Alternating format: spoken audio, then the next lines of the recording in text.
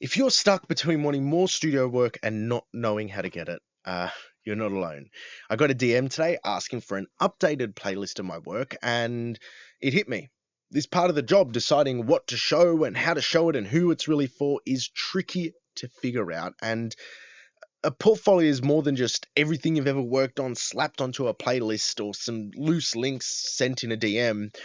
You know deep down that's kind of confusing, and for clients it's even more confusing. Instead, we need to be a bit more thought out with this, and I say this from experience. Currently I'm rebuilding my folio for when I finish building my new studio, so that way I've got more up-to-date playlist. And there are 4 filters I've used in the past and I'm using at the moment to consider which tracks I'm including in that playlist, and I want to share them with you. But before we dive in, grab my free 5-day studio growth challenge. It's just high impact information that has helped hundreds of other working audio pros build their studio business. The first filter is a given. It's sonic fit. How well do the sound of the records you've worked on fit with the direction you want to take your career? When I first opened my studio in 2014, here were the tracks I had in my folio.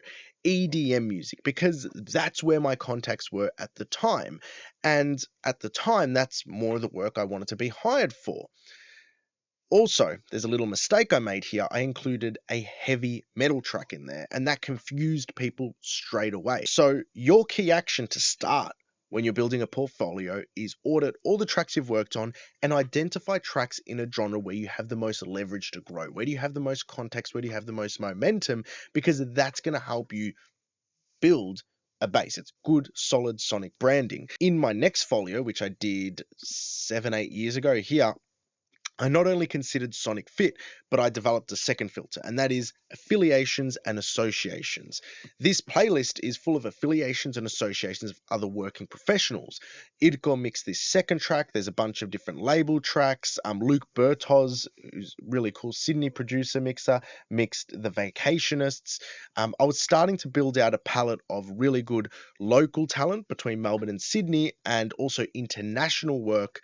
And what this did is it started to sort of guilt by association, because credibility compounds. Even when subtle affiliations are there, it elevates people's perception, because clients are making decisions based not only on the sonics, but also how much they trust you. And part of that trust is being part of a professional ecosystem, working with a team, and that reduces risk in the client's mind if you're working on projects with other professionals where people have invested money into multiple people working on a project. It makes a big difference.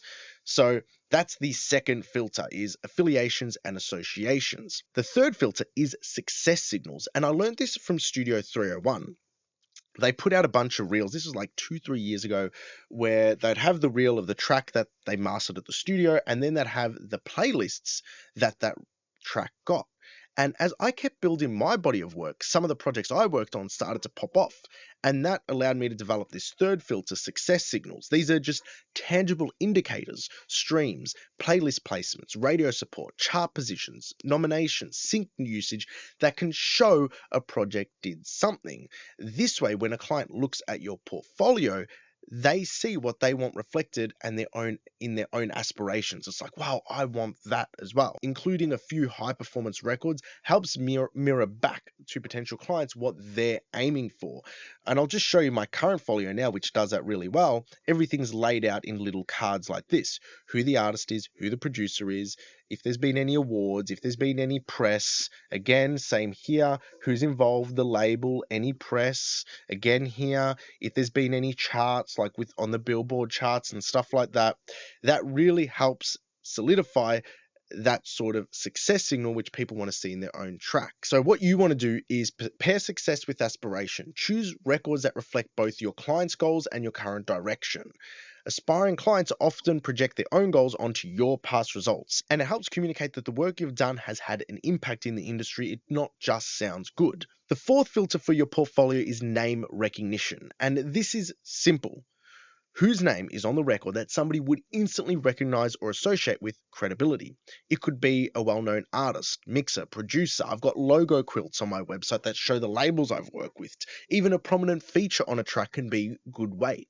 These names act as shorthand for trust. They're going to help you open doors even before somebody hits play, because they're instantly going to see a name that they have a positive affiliation with.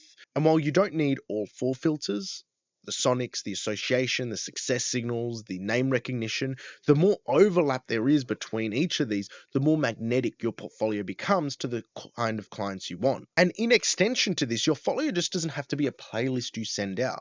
Your folio is how you present yourself online, on social media, on Instagram. Tag collaborators. If you work with somebody who's a really cool mixing engineer or producer or writer, tag them in stories. Make sure everybody is included with credibility clearly. Make sure to use logos strategically on your website. If you've worked with a particular label or a particular company, present that, because again, that's an act of faith that that company has chosen to work with you. Now I get to share with you something really amazing on the tail end of this. I met up with Mel Applebaum when I was in LA, and it was a beautiful long format interview where we get into the weeds of portfolio and reels and the work you present. You're really going to want to check that out, so make sure you click on this video here, and until next time, take care.